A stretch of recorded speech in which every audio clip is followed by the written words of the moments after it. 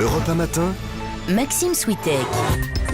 Et on passe à Vue du Net avec, comme chaque jour, Maude Descamps. Bonjour Maude. Bonjour Maxime. Maude, une histoire étonnante aujourd'hui. C'est le site d'information américain Slate qui la raconte. Un adolescent fan de Julian Assange.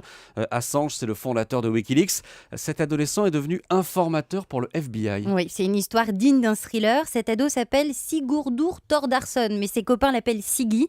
C'est plus simple. C'est beaucoup plus simple. Il est islandais et grand fan de Julian Assange, donc fondateur de Wikileaks, qui a divulgué en 2010 des centaines de milliers de documents confidentiels de l'armée américaine.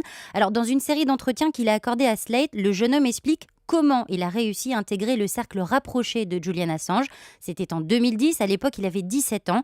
Il était allé l'écouter à une conférence. Dans la foulée, il était devenu bénévole pour aider Wikileaks. Et au fil des mois, Siggy et Julian Assange sont devenus de plus en plus proches jusqu'à devenir amis. Mais le jeune homme dont on parle a un profil un peu différent des autres bénévoles. Oui, parce que la plupart des bénévoles qui donnent un coup de main à Wikileaks sont animés par une espèce d'idéal de transparence de l'information. Siggy, lui, ne vit que pour les sensations fortes, pour l'adrénaline. C'est comme ça que le décrivent ses anciens collègues de Wikileaks. Mais un jour, son travail de bénévole ne l'amuse plus, alors il décide de changer de camp et de trahir Wikileaks. Comme il fréquente de très près Julian Assange, le jeune homme a accès à des informations confidentielles.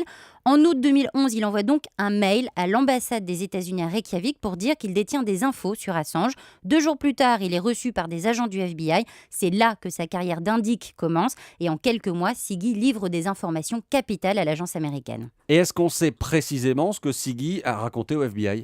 Oui, le jeune homme dit avoir fourni des copies de discussions en ligne, des photographies, les coordonnées de bénévoles, de militants et même de journalistes affiliés à l'association. Le jeune Islandais raconte aussi que le FBI lui a demandé un jour d'enregistrer une conversation avec Julian Assange. Le but était de prouver que le chef de Wikileaks était aussi impliqué dans une vaste opération de piratage informatique illégal. Mais Assange aurait eu des doutes et l'opération a été annulée au dernier moment. Finalement, c'est pas grand-chose sur ce jeune homme. On ne sait pas non plus s'il dit vrai. Est-ce que le FBI a réagi ? Alors le FBI a refusé de faire le moins de commentaires. Pas de démenti ni de confirmation donc. Par contre, les faits avancés par Siggy ont été confirmés par les autorités de son pays. Le jeune homme a bien eu des contacts avec des agents du FBI sur le sol islandais. Mais sa carrière d'espion s'arrête début 2012. Alors que la presse islandaise est sur le point de le démasquer, Siggy craque. Il raconte tout à Julian Assange. Il lui transmet même les mails qu'il a échangés avec le FBI.